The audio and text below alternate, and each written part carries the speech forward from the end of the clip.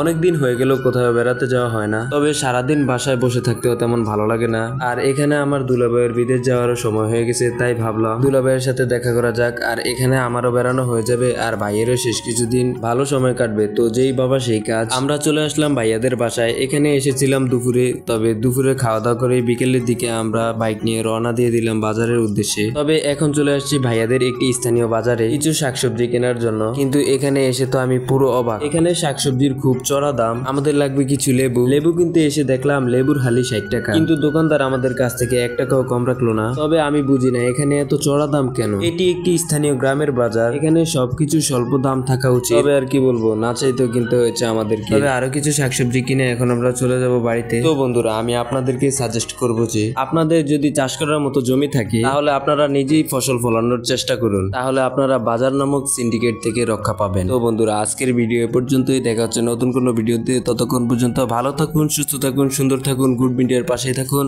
আল্লাহ হাফেজ।